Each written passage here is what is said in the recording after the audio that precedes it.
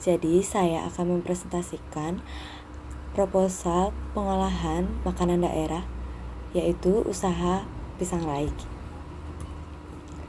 Yang kita bahas pada kali ini itu yang pertama ada business overview yang berisi latar belakang, visi, misi dan tujuan perusahaan, struktur organisasi, dan logo perusahaan.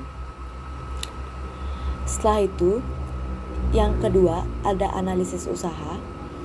Yang pertama ada marketing mix, dan yang kedua ada manajemen produksi. Setelah itu yang ketiga ada analisis pasar, yaitu SWOT. Dan yang keempat ada perhitungan keuangan, yaitu ada break-even analysis. Setelah itu ada balance sheet, estimasi pengeluaran, menetapkan harga jual, dan estimasi laba. Jadi kita mengambil kata-kata mutiara dari Atta Halilintar, yaitu seorang YouTuber, pengusaha pakaian AHA dan kuliner muda, yang dia menyebutkan bahwa sekali lagi membuktikan bahwa kerja keras tidak mengkhianati hasil. Doa yang kerja keras tidak mengkhianati hasil. Work hard, pray hard. Dreams don't work until you do. Karena itu ada mimpi yang akan terwujud kalau kamu tidak berusaha mencapainya. Itu kata dia. Dan ini ada logo dari perusahaan kami, yaitu P-Girl. Jadi P-Girls dibentuk pada tanggal 17 Juli 2020. Jadi alasannya karena kita terinspirasi dari seorang penyu yang membawa cangkangnya kemana-mana, tapi dia berhasil melewati rintangan manapun, walaupun dia membawa beban yang besar di punggungnya. Oke, jadi yang pertama kita bahas itu ada business overview. Problemnya yaitu kurang banyaknya permintaan jajanan khas tradisional di zaman modern, karena semakin maju itu karena lahirnya makanan-makanan kekinian yang baru lebih laku di pasaran. Ditambah lagi adanya pandemi corona yang menghambat kita untuk menyebarkan dan memperkenalkan makanan tradisional itu secara langsung. Dan kita juga menemukan solusinya tentu saja, yaitu dengan mengolah makanan tradisional seperti jenis yang kita pakai juga, yaitu pisang rai, itu menjadi tampilan baru yang lebih modern agar banyak peminatnya juga. Oh ya, sebelum kita lanjut lebih dalam, jadi perkenalkan, nama saya Yani Putri dan Chandra Febrian dari kelas 12 IPS 6 nomor absen 22.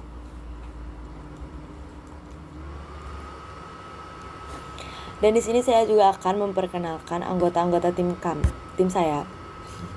Jadi yang pertama direktur kami yang tercinta itu Niputu Ari Pratnya Wulandari. Setelah itu ada kepala produksi kita, yaitu Nika Dekbela Amelia. Saya sendiri sebagai staff accounting, dan staff marketing kami yaitu Sarah Queen Benada. Visi dari perusahaan kami itu menjadi unggul dan sukses dalam mendirikan usaha pisang rai modern khas Bali. Misi kami itu ada yang pertama menciptakan tim produksi yang kreatif dan bertanggung jawab. Yang kedua jujur dan bersih dalam melakukan proses produksi. Yang ketiga mencari pedagang bahan-bahan produksi dengan biaya termurah namun berkualitas. Yang keempat itu membentuk tim marketing yang kreatif. Yang kelima itu membuat produk semenarik mungkin. Yang terakhir itu bekerja sama dengan warung-warung atau menitipkan produk kami di warung-warung. Setelah itu tujuan kami membentuk usaha makanan khas daerah pisang rai ini itu adalah untuk mengembangkan makanan lokal khas daerah agar tetap hits dan bisa dikonsumsi. Mengingat perkembangan makanan modern itu semakin laku di kalangan masyarakat, kami mengubah penampilan pisang rai itu ke dalam bentuk yang modern namun masih ada cita rasa tradisionalnya.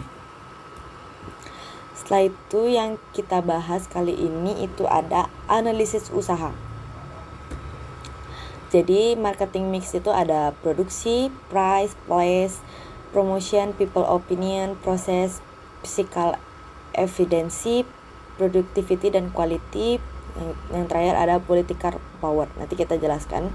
Setelah itu ada manajemen produksi, yaitu ada kegiatan produksinya bagaimana, penggunaan bahan bakunya, daftar peralatan yang dibutuhkan, daftar peralatan lain, biaya operasionalnya, dan proses pembuatannya. Oke. Yang pertama kita bahas itu adalah marketing mix. Jadi produk yang kita pakai adalah produk pisang rai. Jadi ini tuh pisang yang dibalut dengan tepung seperti itu. Setelah itu ada peralatan yang kita butuhin, itu ada wajan, sendok, panci, baskom, itu yang pokok ya. Setelah itu ada bahan-bahannya. Untuk sekali produksi itu kita bisa memakai pisang raja 15 buah, garam, daun pandan, tepung terigu, dan tepung beras, dan gula pasir.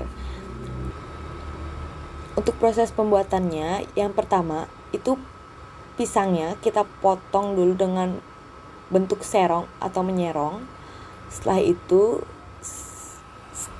itu pisangnya disisihin. Yang kedua itu kita membuat bahan basahnya, itu terdiri dari tepung terigu, tepung beras, dan gula. Setelah itu diaduk menjadi satu agar teksturnya itu menjadi encer. Itu fungsinya untuk membalut si pisangnya agar bisa menyelimuti pisangnya. Setelah itu yang ketiga ada didihkan air dan daun pandan bersamaan, jadi direbus. Setelah itu masukin potongan pisang yang sudah dicelupkan di dalam adonan basah tersebut ke dalam panci yang berisi larutan air dan pandan tadi. Setelah itu rebus hingga adonan tepung itu matang dan angkat. Setelah itu selanjutnya itu ada tahap mempercantik ya ceritanya. Jadi kukus dulu parutan kelapa itu. Nah, dicampur tuh garam dikit biar ada rasanya. Setelah itu dikukus selama 15 menit. Habis itu bisa ditaburin deh di atas pisangnya tadi gitu. Jadi produk itu kita pakai pisang rai, itu yang terbuat dari bahan-bahan yang berkualitas, sehat, nikmat, masih bisa dikonsumsi. Setelah itu untuk harga kita mematok harga Rp8.000. Setelah itu untuk place atau tempat kita akan menjual di daerah sekolahan, namun masih mematuhi protokol karena masih pandemi corona ini dan sekitar tempat tinggal kita. Setelah itu untuk promosi segmentasinya, untuk secara pasar kami menjual di kalangan pencinta kuliner jajanan pasar. Itu memfokuskan ke sana dulu, pasti difokuskan ke sana, dan anak-anak muda juga yang suka makanan tradisional, tapi ini kita buatnya yang kayak lebih fancy-nya, lebih modernnya. Setelah itu ada target pasar. Wilayah yang kami jadikan target itu sekitar Denpasar, karena kami melihat peluang di Denpasar itu lebih besar. Setelah itu untuk positioningnya, jadi kita membuat pisang rai dengan cita rasa yang berbeda, tapi tidak meninggalkan cita rasa tradisionalnya. Untuk proses hari pertama kita memulai mencari dan membeli bahan-bahan di pasaran. Hari kedua kami mulai mencoba produksi pertama kami sebagai perkenalan supaya tidak kaget gitu untuk produksinya. Setelah itu hari ketiga kami mulai memasarkan ke media sosial yang kami punya seperti Instagram, WhatsApp, Twitter, atau mungkin yang lagi tren kali ini ya, yaitu TikTok. Setelah itu yang hari keempat kami mulai menawarkan promosi-promosi menarik seperti ya potongan harga, diskon gitu, atau beli satu gratis satu gitu. People berani mengambil resiko. Salah satu karakteristik wirausaha itu berani mengambil resiko untuk mencapai tujuan akhir. Jadi harus berani, walaupun gagal kita coba lagi, terus. Setelah itu mampu berkomunikasi dengan baik. Jadi tata cara dalam berbicara sangat diperlukan, sangat banget, karena hal ini sangat penting ketika kami bertemu dengan customer kami. Harus sopan, bisa menarik pelanggan gitu bahasanya. Setelah itu ada integritas. Yang penting adalah seorang wirausaha dapat bertanggung jawab terhadap produksi yang dipasarkan. Walaupun gagal, kita bisa bertanggungjawabkannya gitu. Yang terakhir, ini yang paling penting, yaitu percaya diri. Jika tidak ada rasa percaya diri yang tertanam dalam diri kita, diri wirausaha itu akan sulit untuk maju. Nah, jadi ini contoh perumpamaan dari pisang rai kami. Enak banget bukan? Ada kelapanya, ada pisang nih, warnanya cantik banget perumpamaannya. Jadi lanjut ke political power. Yang pertama itu adalah larangan penggunaan kantong plastik nih. Kami akan mengupayakan semaksimal mungkin produk kami tidak akan dikemas dalam kantong plastik. Mungkin dengan bahan-bahan organik lainnya, tidak menggunakan kantong plastik ya. Setelah itu untuk lokasi usaha, karena pandemi seperti yang saya sudah bilang tadi, kami agak kesulitan untuk memilih lokasi tempat usaha yang spesifik karena ya protokol pemerintah juga harus dipatuhi. Selanjutnya ada social distancing. Jadi semenjak wabah COVID-19 ini, para pedagang kecil banyak sekali kerugian dan gulung tikar, sehingga kami mengubah promosi dengan cara memasarkan melalui media-media sosial. Jadi kita juga mencoba berinisiatif gitu. Setelah itu ada manajemen produksi. Jadi penggunaan bahan baku ini untuk yang sekali produksi. Jadi untuk sekali produksi kita menggunakan satu buah pisang raja seharga 2.000, kelapa parut 100 gram itu harga 1.000. Setelah itu ada garam 15 gram seharga 500.000. Setelah itu ada daun pandan, satu lembarnya itu 500, tepung beras 50 gramnya seharga 1.500, gula 25 gram itu seharga 2.000, pasta pandan 1 sendok teh itu seharga 500 rupiah ya. Setelah itu susu kental manis 1 sendok makan itu harganya 1.500, dan satu buah mika itu harganya 1.500. Untuk daftar peralatan yang kami butuhkan itu ada pisau, mangkok, penggorengan, talenan, sutil, sendok. Nah, total itu ada 7 biji.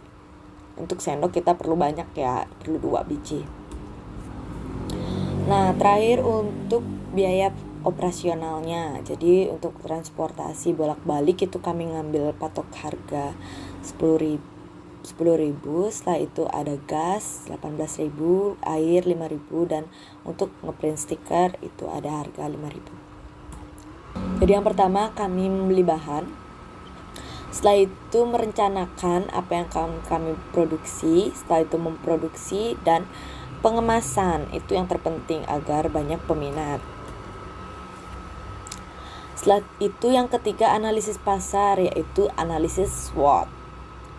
Jadi S itu artinya kekuatan. Jadi produksi kami itu terbilang sangat cepat.